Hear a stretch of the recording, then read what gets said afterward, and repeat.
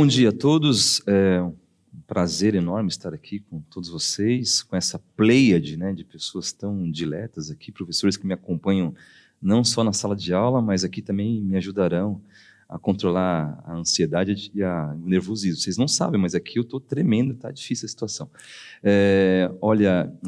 Para mim é um prazer estar aqui nesse videocast.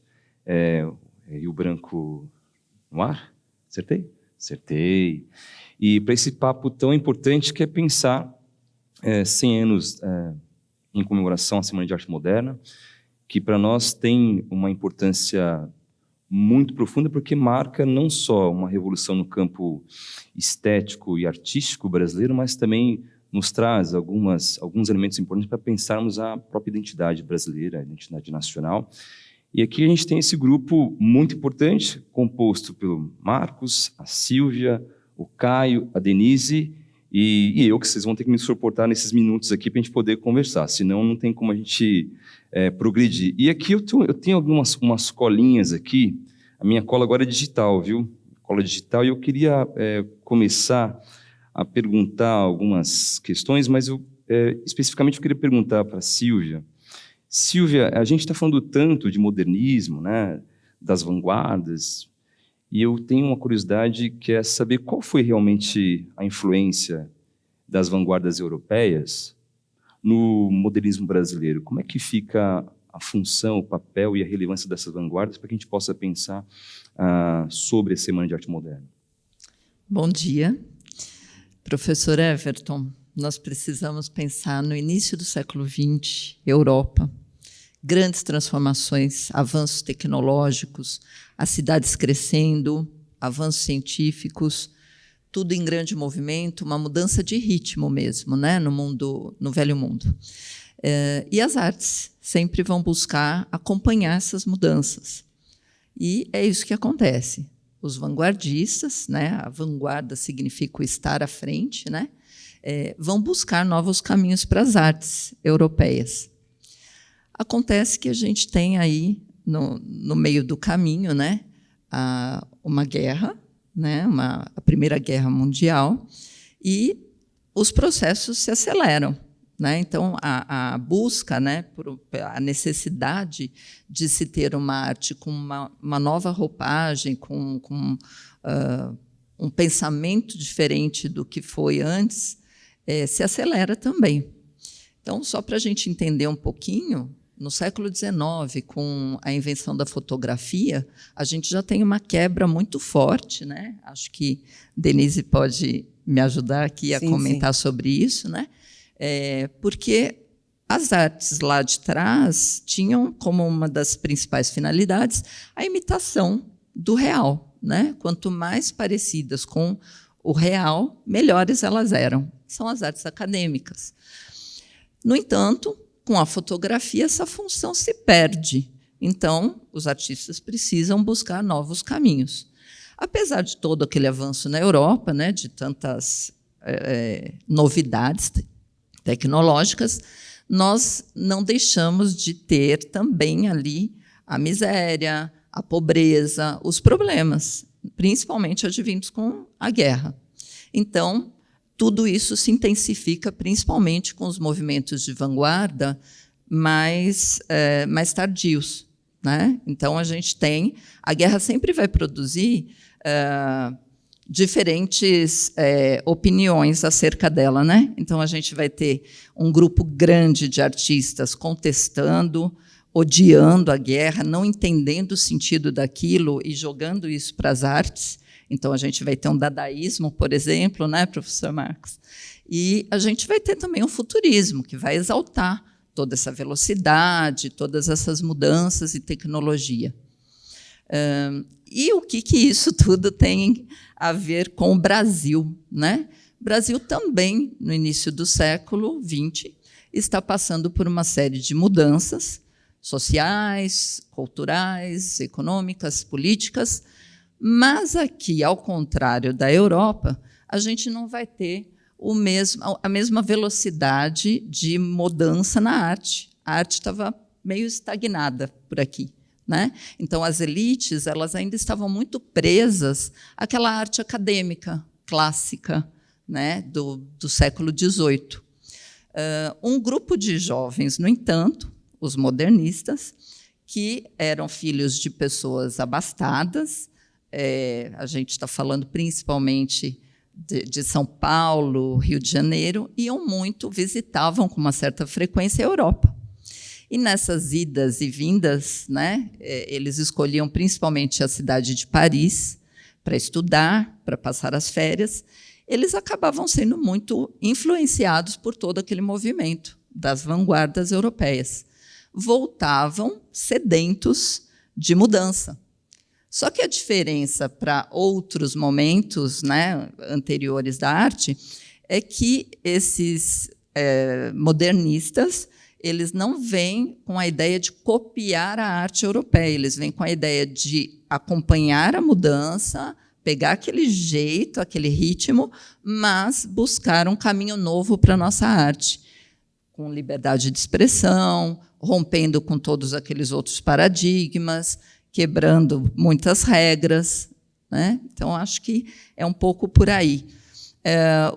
A Semana de Arte Moderna foi um marco, né, de tudo que esses modernistas trouxeram e fizeram, mas a gente tem que lembrar também que, antes da semana, nós tivemos algumas exposições, algumas manifestações extremamente importantes, que já eram provocativas, né?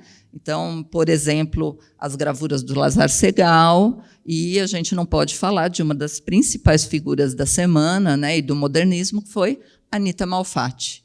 Então, a exposição que ela fez, muito influenciada pelo expressionismo, a Anita sorve muito da arte dos Estados Unidos também, então a gente tinha Europa e Estados Unidos em grandes transformações na arte, e o Brasil estava lá estagnado. E é esse grupo, né, que, com seus defeitos e suas qualidades, tem uma importância muito grande porque representa essa ruptura. Perfeito. Então, a gente pode dizer que os modernistas não fizeram um pastiche da vanguarda europeia. Eles contribuíram e deixaram a sua identidade, a sua marca na produção estética. Exatamente. Se a gente voltar no tempo, o romantismo já buscava, por exemplo, essa questão da identidade nacional, mas a gente ainda tinha uma superficialidade muito grande, um indígena idealizado, um amor idealizado, enfim, ainda muita cópia da Europa, né?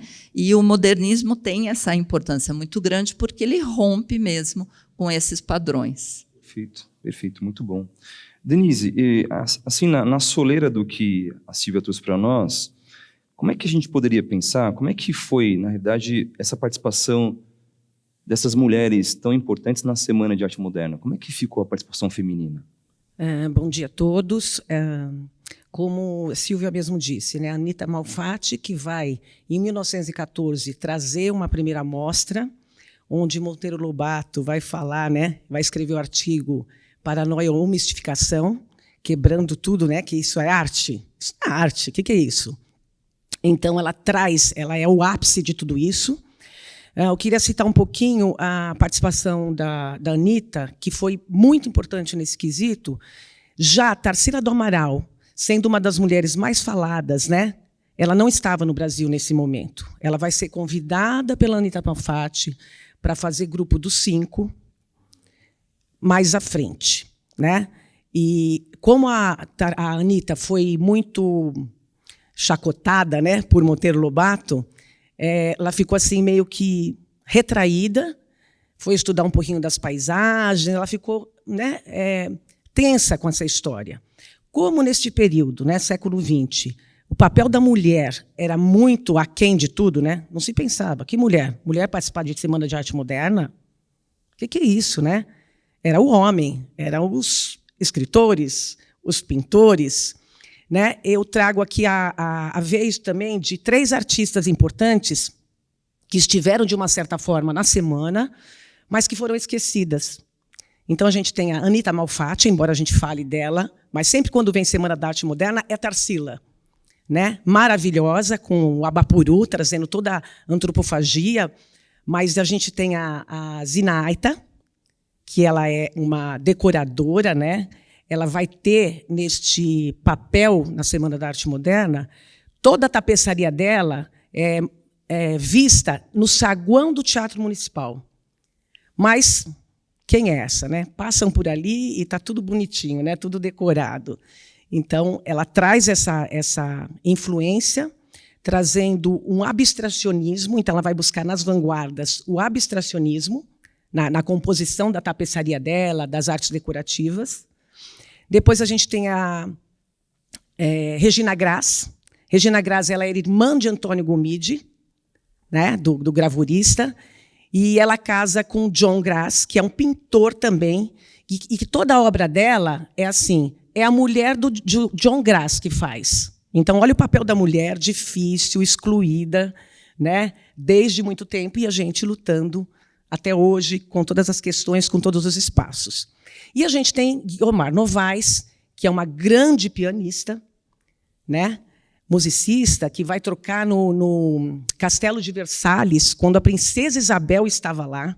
Ela tem o prazer de tocar, ela é conhecida no mundo todo, e vai decolando na carreira, tocou até 2017, parece que ela faleceu, até 2014 ela era ativa na sua composição. E no dia da Semana da Arte Moderna, no terceiro dia, ela toca Villa-Lobos e Debussy. Ela faz esse concerto maravilhoso, foi um dos concertos que mais houve silêncio no teatro, né? Foi assim, uma coisa assim, absurda, silenciosa, respeitosa, como que todos gostariam que fosse, né? E depois inovadora. Eu acho que é esse pouquinho que eu queria trazer para a gente pensar e buscar essa questão do papel da mulher como artista, né? Ela tem um nome, ela tem uma identidade, não é? Então, mesmo que o meu marido fosse pintora, não, ela deveria estar ali, né, sendo citada pelo seu nome. Olha, então, Denise, a partir da sua fala, a gente pode, então, inferir que a Semana de Arte Moderna ela também foi uma semana de resistência das mulheres no Brasil em busca de espaço, em busca também de representatividade, o que torna a luta das mulheres super importante no que diz respeito a tudo que envolve a produção estética brasileira. Então, eu fico muito lisonjeado de poder ter a oportunidade de aprender um pouco mais sobre as modernistas e saber que, de fato, a história do feminismo no Brasil também tem lastro na Semana de Arte Moderna, o que é muito interessante. E eu queria perguntar para você, Marcos, qual foi o papel da literatura na formação da identidade nacional? Como que a gente pode pensar a contribuição, a relevância e o papel da literatura na formação da identidade nacional? Bom dia a todos. A Silvia já introduziu o assunto, né, no final da fala dela. O que eu acho interessante é a gente pensar que eu sempre falo para os alunos em aula, né? A Semana de Arte Moderna ela é fundamental, ela é importantíssima, mas ela é contextualizada. A gente tem que pensar numa linha histórica, né? Os modernistas não foram os primeiros e não são os últimos a buscar uma coisa que é fundamental, que está na sua fala inicial, que é a identidade nacional, a construção da nossa identidade nacional.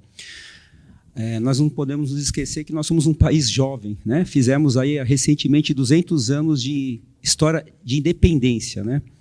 Temos ainda 322 anos antes de colonização, né? Quer dizer, em tese, até antes de 7 de setembro de 1922, nós não éramos um país, nós éramos uma colônia, né? Nós não tínhamos uma bandeira, nós não tínhamos um hino, nós não tínhamos uma construção de uma identidade nacional. É interessante lembrar indo um pouquinho para a área do Caio da história, né? Que era proibido publicar livro no Brasil antes da independência, né? Que o Marquês de Pombal, em Portugal, né, no século XVIII, proibiu que se falasse as línguas nativas aqui, né, instituiu que o português tinha que ser a língua falada.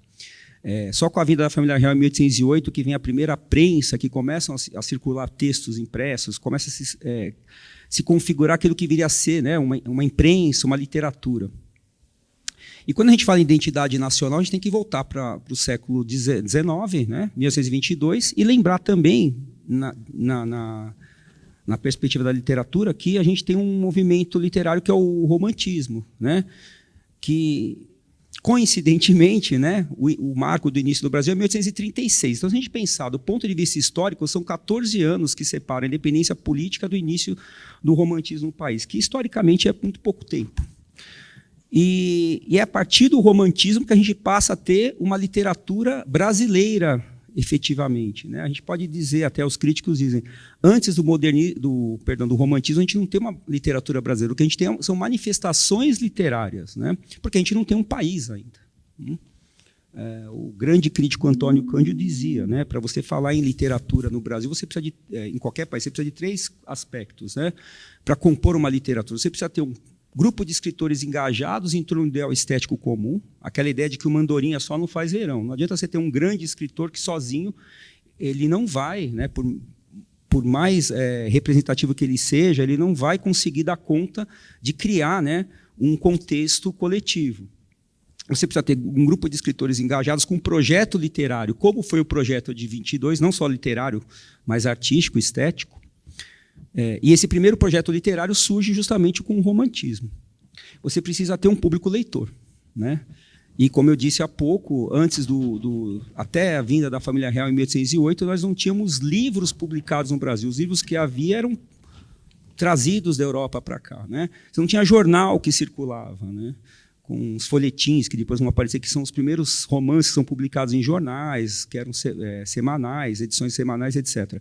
Então, vamos lá, a gente tem, então, quando a gente fala em modernismo, em Semana de 22, a gente não pode esquecer a intertextualidade que existe, né, a retomada que os modernistas fazem, o Oswald, o Mário, né, falando de literatura, da tradição histórica e literária brasileira. Né? Se a gente for sintetizar em uma frase o que buscavam os modernistas de 22, né, a gente pode dizer de forma bem geral o seguinte: eles buscavam uma releitura crítica da história e da cultura brasileiras. E veja, a gente está falando em releitura, né? Quer dizer, uma outra leitura, já foi feita uma leitura. E essa leitura quem já fez anteriormente foram os românticos. Né?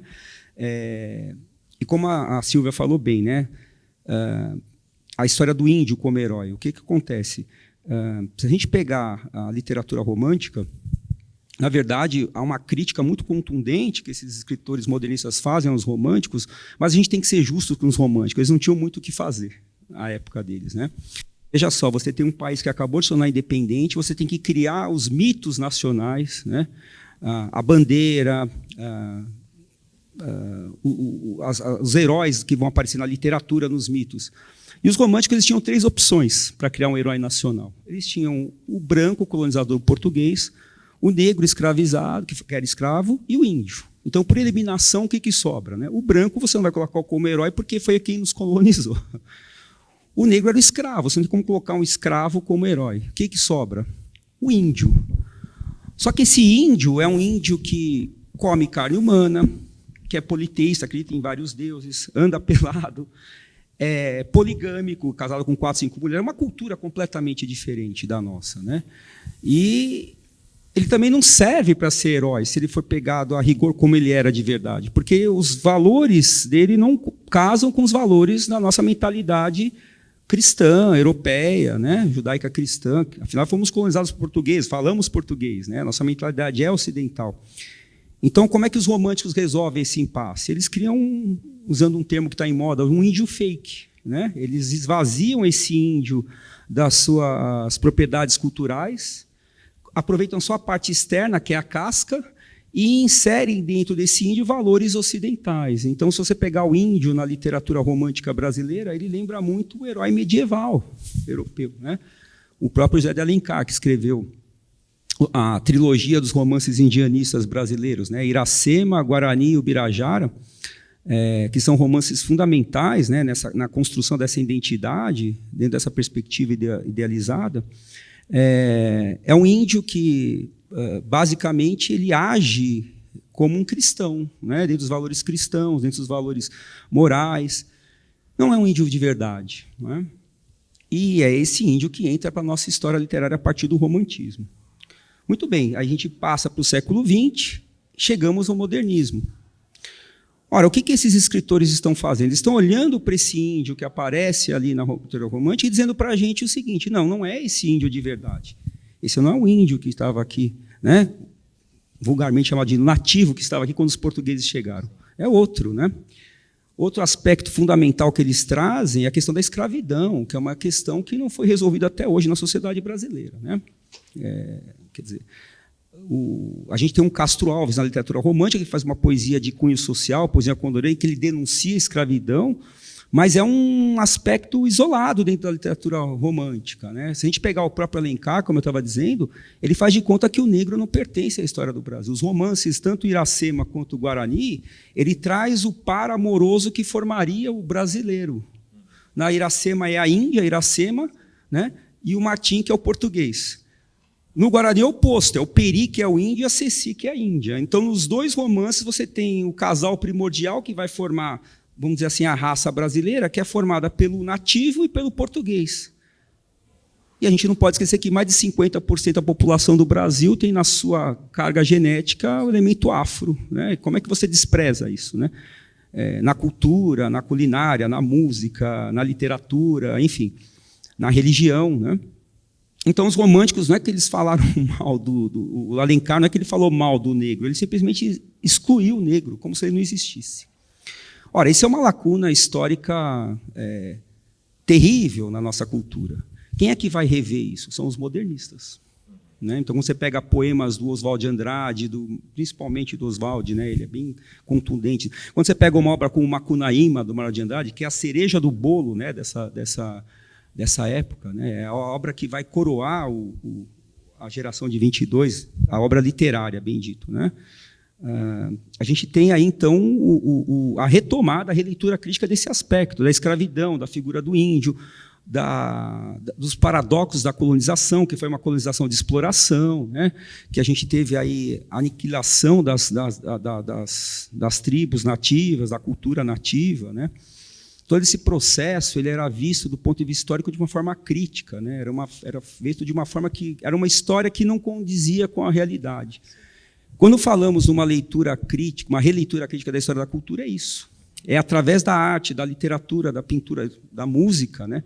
Retomar essas questões históricas do Brasil e revê-las numa perspectiva mais longe daquele idealismo romântico, né? Eu só queria voltar a falar do romantismo, que a gente tem que ser justo com os românticos. Como eu disse há pouco, nós não poderíamos cobrar dos românticos que eles já conseguissem, né? Em metade do século XIX, num país que acabou de se tornar independente, criar uma identidade nacional, criar o herói, né? Já falando dos problemas que nós tínhamos, né? Não condiz, né? Como é que você vai criar começar a construção da identidade nacional de um país falando dos problemas que ele tem? Então, eles não tinham muitas opções em mãos, né? Eles tiveram que fazer o que eles fizeram. Mas ficou essa lacuna que caberia à história, né, da arte, da cultura retomar. E quem faz esse trabalho são os modernistas de 22. Então, eles são fundamentais por isso, né? Mas eu queria, agora eu falei de 22 para trás, agora eu queria terminar falando de 22 para frente. Eu falei da contextualização e disse também que os modernistas não foram os primeiros nem os últimos a pensar a construção da identidade nacional. A gente não pode esquecer que a gente teve, por exemplo, só para citar, um movimento tropicalista nos anos 60, né? Então, ali você tem a antropofagia do Oswald de Andrade assim, acontecendo, né? Caetano Veloso hoje cita a antropofagia, né? Ele incorporou, né? Então, tem artistas ainda, grandes artistas brasileiros vivos que estão produzindo, que ainda têm mantido viva essa ideia da antropofagia. Ora, o que foi a antropofagia? O manifesto antropófago do Oswald. Bom, primeiro a gente tem que lembrar que esse manifesto é posterior a 22, né? O Mário de Andrade ele tem uma frase célebre numa conferência que ele dá nos anos 30, falando da Semana de 22, que ele diz o seguinte: nós não sabíamos o que queríamos, sabíamos o que não queríamos.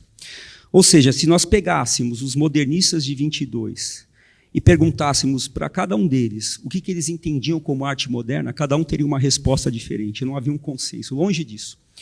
Eles tinham noção de que eles tinham que mudar e transformar o que estava ali. né? Eu até brinco com os alunos quando eu entro em sala de aula, eu dou esse exemplo, né? Como se eu entrasse em aula e eles dissessem para mim: professor, nós não estamos gostando do seu curso, a gente acha que você está dando de conteúdo não é condizente com o que a gente precisa mudar. Eu voltaria para eles e diria: então vocês querem que eu dê o que conteúdo? E eles começassem a brigar entre eles, cada um dizendo que eu tinha que dar alguma coisa diferente. Ou seja, eles sabem o que eles não querem, mas não sabem o que querem. E é exatamente o que acontece em 22. Né? Eles não sabiam que tinham que transformar, tinham que mudar, mas não tinham um projeto ainda definido do que tinham que colocar no lugar disso. Essas propostas começam a surgir com os manifestos, e a gente tem 3 grandes manifestos modernistas. O primeiro do próprio Oswald de Andrade, chamado Verde Amarelismo, perdão, desculpe, eu troquei, o Pau-Brasil, a poesia Pau-Brasil, que é uma metáfora, né? Que o Oswald faz do pau-brasil, que é o que deu origem ao nome do nosso país, que foi o primeiro produto que suscitou interesse do estrangeiro, algo 100% nosso. Né? A gente sabe que quando os portugueses aqui chegaram, a primeira coisa que eles encontraram, que eles viram que podiam ganhar dinheiro, ter algum lucro, era o pau-brasil, que deu origem ao nosso país, ao nome do nosso país. Qual que é a metáfora que o Oswald joga aí? Ele diz o seguinte: da mesma forma como havia um produto 100% nativo aqui, que gerou o interesse do outro, do estrangeiro sobre nós, nós temos elementos culturais brasileiros, elementos da nossa cultura 100% nacionais, que também podem suscitar o interesse do estrangeiro. Então, é inverter a lógica. Em vez de nós importarmos arte e modelos artísticos e estéticos de fora e reproduzirmos esses modelos de forma crítica, por exemplo, o que acontecia com o parnasianismo, o poema Os Sapos, né, que é uma grande paródia, que foi lido pelos nossos alunos, né, pelo nosso aluno aí, que é uma grande paródia uma crítica que o Manuel Bandeira faz à poesia parnasiana, que é um modelo artístico estético do fim do século XIX, né, que vem da França, que era um modelo que vingava no cenário cultural brasileiro antes das vanguardas. Então, em vez de pegarmos modelos prontos e reproduzirmos de forma crítica, vamos achar o que nós temos de bom, que é nosso. E, em vez de nós imitarmos os modelos estrangeiros, os estrangeiros passarão a imitar os nossos modelos. Então, é uma inversão de polaridade. Então, você está dizendo então, que isso consagra o movimento antropofágico. Né? Porque... Então, isso é anterior. Na verdade, a antropofagia é um desdobramento disso. Esse é o verde amarelismo. Perdão, ao Brasil. Mas tem uma questão de fundo que eu queria que você me ajudasse a responder. É o seguinte: quando a gente tem um movimento antropofágico, está claro e evidente que o próprio nome do movimento se faz uma referência absurda a uma tribo, que é a tribo Tupinambá, que de fato era antropofágica. Então, a escolha desse nome, movimento antropofágico, tem a ver com esse processo digestório, de transformar o elemento exógeno de uma cultura europeia, repaginá-lo e novamente devolvê-lo como algo completamente original, é isso? É isso que a gente também pode... Tá. Começa por aí. É que a poesia Pau-Brasil é um primeiro manifesto do Oswald, né?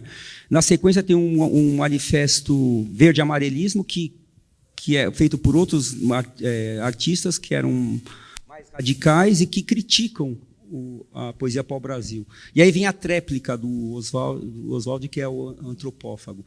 E é interessante que o manifesto antropófago ele é feito a partir do quadro Abaporu, que foi citado aqui, da Tarsila, porque Tarsila era casada com Oswald e ela deu de presente de aniversário para ele esse quadro, ela pintou. E esse quadro, desde o começo, impressiona os modernistas. Eles ficam, inclusive, discutindo que nome eles dariam a esse quadro. E aí é uma citação, né, que os historiadores usam, que eles pegaram um dicionário de tupi e construíram a palavra Abaporu, que significa literalmente comedor de gente. E deram esse nome para o quadro. Não por acaso, o manifesto do Oswald chama antropofagia, que em grego, antropo-homem, fagia, comer, comer homem. Então, antropofagia foi inspirado no Abaporu. E aí sim, respondendo sua pergunta, no primeiro momento, com a poesia Pau-Brasil, o que ele propõe é a inversão da polaridade, nós vamos exportar cultura em vez de importar. Em resposta ao verde amarelismo, o que ele faz? Ele escreve a antropofagia, que vai dizer que a metáfora agora é outra, ele vai dizer o seguinte: assim como os nativos brasileiros comiam a carne dos seus inimigos para incorporar a força e a coragem, né? Nós vamos devorar a cultura estrangeira e vamos tirar da cultura estrangeira aquilo que nos interessa. Perfeito. E vamos pegar aquilo que interessa do estrangeiro e misturar com o que temos o melhor do nosso. Então, a antropofagia seria o híbrido entre o melhor do nosso mundo com o melhor do mundo de fora. Perfeito. Marcos, eu vou ter que te interromper, Obrigado. Mas obrigado pelas explicações, foram fundamentais. Aprendi que não tem como pensar, portanto, o Brasil descontextualizado da sua produção literária. Isso é fundamental. E eu queria perguntar, Caio, eu sei que o nosso tempo está exíguo, está no limite, mas não tem como encerrar sem te fazer essa pergunta que não é mais simples. Desculpa, enfim. Eu queria, então, te perguntar o seguinte, o que é o Brasil, Caio, e quem são os brasileiros? Bom dia a todos. Acho que o feitiço voltou contra o feiticeiro, porque eu gosto muito de fazer perguntas difíceis, e aí agora eu fiquei com a mais difícil para tentar responder. Mas acho que, na verdade, é fazer uma junção de tudo isso que a gente está conversando e trazer para a reflexão justamente essa ideia de uma multiplicidade. Talvez, acho que a principal resposta para essa pergunta, o que é o Brasil, é que a gente não consiga respondê-la, né? Não existe um Brasil, não existe o Brasil. Existem muitos Brasis e existe a gente questionar justamente quem é que está propondo essa pergunta e quem é que está tentando respondê-la a todo momento, né? Então, acho que do ponto de vista histórico, historiográfico, a ideia seria pensar quantas vezes a gente já se fez essa pergunta e pensar também o quanto ela é contemporânea. Veja só, se em 2022 a gente não está aqui perguntando, afinal de contas, o que é o Brasil, né? Tentando entender esse país que é um país contraditório, que é um país desigual, que é um país violento. O que é o Brasil? Afinal de contas, o Brasil é isso que a gente está vendo? O Brasil é essa polaridade, o Brasil é essa violência, o Brasil é essa desigualdade? Ou o Brasil é a felicidade, o Brasil é a alegria? O que é? E eu acho que a resposta caminha por essa ideia de que é tudo, é complexo, né? É difícil de entender, é difícil de chegar num consenso. E isso é bastante contraditório para alguém que queira construir uma história nacional, certo? Então, talvez a gente tenha dificuldade em se entender enquanto brasileiro, porque parte primeiro desse pressuposto de que a gente tem dificuldade em se conhecer em primeiro lugar, né? Tem alguns colegas estrangeiros que sempre me perguntam assim, você é brasileiro, você com certeza conhece a Amazônia, e conhece o Pantanal, e conhece o Nordeste, conhece. E assim, quantos de nós temos essa possibilidade de conhecer de fato o Brasil? Né, de conversar e de entender o Brasil profundamente. Muito difícil, isso está muito restrito. Então, a gente tem uma visão parcial sobre o Brasil, uma visão míope sobre o Brasil, e acho que essa é extremamente importante ter essa consciência para a gente entender quem são esses brasileiros que estão tentando responder a isso. E aí, faço um gancho com o que a Denise está falando, né? Acho que a gente está em 2022, num momento em que não tem como entender que o Brasil é feito por brasileiras também. E que, portanto, a gente não pode mais aceitar uma resposta que vem sendo dada historicamente por homens. São homens que têm dito até agora o que é o Brasil. São os brancos que têm dito até agora o que é o Brasil. Exatamente. E agora já não cabe mais essa resposta. E a literatura é um grande veículo para a gente entender. A gente precisa ler as mulheres para entender o que elas pensam sobre o Brasil. A gente precisa ler os negros, a gente precisa ler os ribeirinhos, a gente precisa ler a favela, a gente precisa ler os amazônicos, porque todos esses são brasileiros e eles têm uma outra concepção do que seja o Brasil, né? Então, essa pergunta eu acho que vai continuar ainda por muito tempo, e ela carrega também uma contradição bastante profunda, que é esses múltiplos Brasis talvez possam ser respondidos por ou aglutinados em dois Brasis, né? Um Brasil que é um Brasil moderno, que é um Brasil expoente, que é um Brasil futuro, um Brasil que caminha e que contrasta com um Brasil do atraso, um Brasil empobrecido, um Brasil que parece que insiste em perseguir, né, na nossa história, né? Parece que aquela sensação de que o Brasil é isso, o Brasil é essa desigualdade que parece que não acaba nunca, o Brasil é esse lugar que não resolve seus problemas em relação à escravidão, em relação à pobreza, em relação ao preconceito. Então, que Brasil é esse que a gente quer construir? Acho que fica aqui esse convite, né? Buscar ler brasileiros e brasileiras que estão fazendo esse questionamento e olhar para os modernistas tentando entendê-los quem são eles. Eles são fruto da sua época, né? Então, aqueles ali eram quase né, na sua totalidade, paulistas, olhando e tentando dar uma resposta para dizer: sabemos o que não é o Brasil, temos dúvidas no que seria, mas ele é mais amplo do que isso. No entanto, hoje, de 2022, a gente pode dizer: o Brasil não é apenas o que a Semana de Arte Moderna propôs. O Brasil é muito mais do que muito isso. Maior. E talvez a gente nem consiga responder ainda, resta a gente buscar essa resposta. Perfeito, agradeço imensamente a oportunidade de estar com vocês, pensando naquilo que para nós é imperativo: pensar o Brasil e pensar os brasileiros, né? E como o Caio reclamou do pouco tempo aqui, a gente já deixa o convite para o próximo, então, né? Para que você possa ter mais tempo para poder nos ajudar nessa definição que para nós é fundamental, a saber quem somos nós, os brasileiros. Mas saio daqui com uma tarefa, né? De tentar entender que o Brasil ainda está em construção, agora com novas mãos não, mãos que sempre construíram, mas que nunca foram vistas, mãos femininas, mãos negras, mãos mulatas, né, mãos periféricas, e que a gente possa, portanto, dar visibilidade a tantas mãos que ajudam a fazer o Brasil que nós temos aqui e hoje, que já é o Brasil do futuro também. Muito bem, agradeço. Eu queria falar, e fecho aqui, com a frase que o Marcos falou, do grande escritor: a gente sabe o que a gente não quer para esse Brasil. Muito obrigado a todos. Muito obrigado. Nos vemos na próxima edição. Tchau, tchau.